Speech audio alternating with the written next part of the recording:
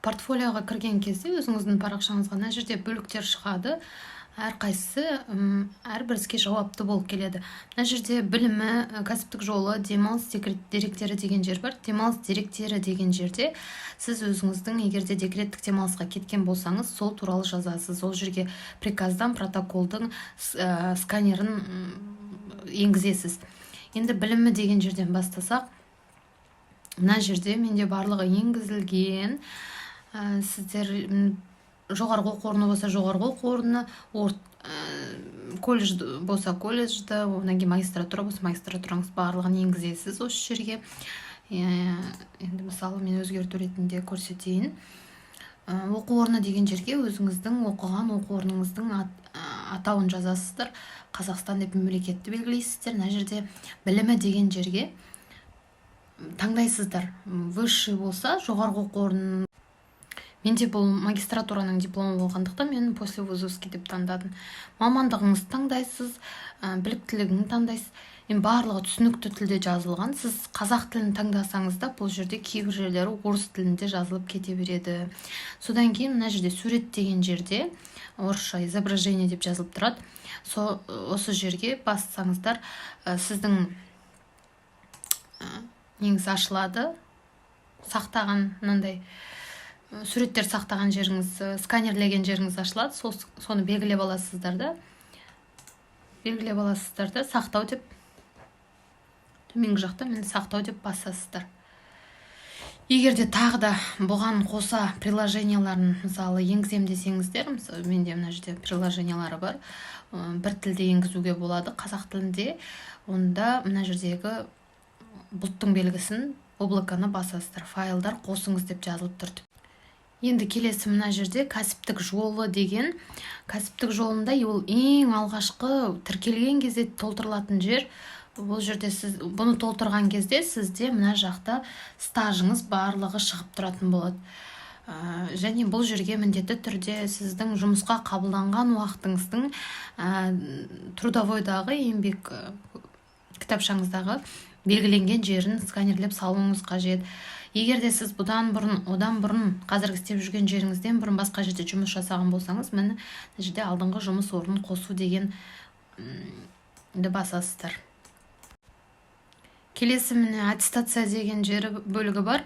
Аттестация деген бөлігінде бұрынғы аттестациясы бар өткен адамдар осы жерге салады. Категорияларыңыз бар болатын болса, бірінші, екінші категорияларыңыз туралы жазбаны мына жерге куәліктеріңізбен қосып салып қоясыздар. Кәсіптік құзыреттілігін арттыру. Бұл жерге сіз өзіңіздің курстарыңызды саласыз. Барлық курстарыңызды, курс 3 жылда бір рет өтілген 80 сағаттан көп курстарыңызды салуыңыз қажет. Барлық соңғы 5 жылдық курсыңыз саласыз, бірақ курстан сіз 3 жылда бір рет өтуіңіз керек негізі. Одан кейін мұғалім жетістіктері деген бөлікке келеміз. Мұғалім жетістіктері дегенге өзіңіздің қатысқан олимпиадаларыңыз, конкурстарыңыз, қандай да бір. Бұл жерде міне жазбаны қосу дейсіз. Лауазымыңыз таңдап аласыз. Мысалы менде ол бірден шығады.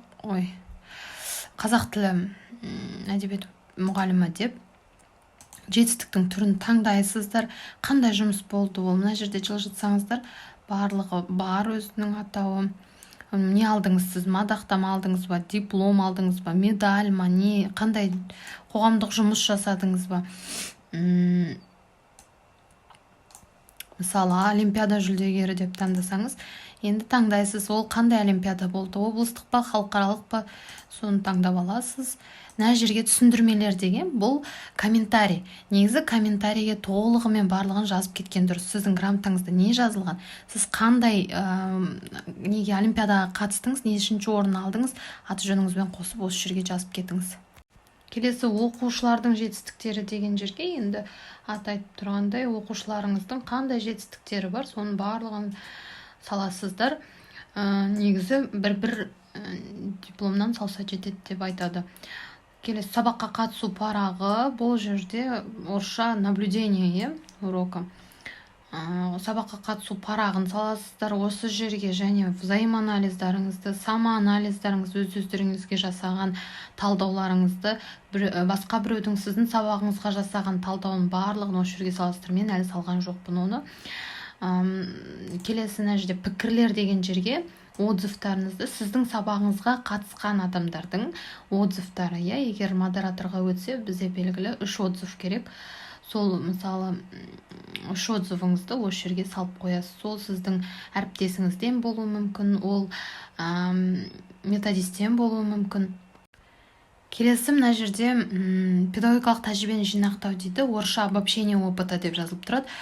Осы жерге сіз қандай да бір журналда немесе методичкада авторлық өзіңіздің кітаптарыңыз болатын болса, барлығын осы жерге саласыз. Қандай семинар өткіздіңіз, сондай бір нелер болатын болса, ақпараттарыңыз салатын, оны осы жерге саласыздар. Мысалы, мен өзімнің жариялаған мақалам туралы және өзім жүргізетін каналым туралы, ол менің тәжірибемен бөлісуім. Егер сіз бір тәжірибеңізбен бөлісіп жатсаңыз, сол дүниені тәжірибемен бөлісу деп санайтын болсаңыз, оны осы жерге саласыз. Келесі, енді мына жерде білім сапасының мониторингісі дейді. Менің білетінім бойынша бұл қазіргі таңда бізге қажеті жоқ дүние. Одан кейін қосымша еркін нысан деген бар, бұл свободная форма. Бұл жерде сіз кез келген дүниеңізді салсаңыз болады. Егер сіз бір фотоларыңыз, бір жетістікке жетіп жатқан фотоларыңыз болса, қосымша қосатын дүниелеріңіз болса, осы жерге сіз бірақ категориялардың ешқайсына келмейтін болса, осы жерге еркін қоса аласыздар. Енді өтініштер деген жерге өзіңіздің заявлениеңізді жазып саласыз. Мына жерде жеке құжаттар деген сіздің удостоверениеңіз тұратын жер. Удостоверениядан басқа нәрсені қосудың қажеті жоқ ол жерге.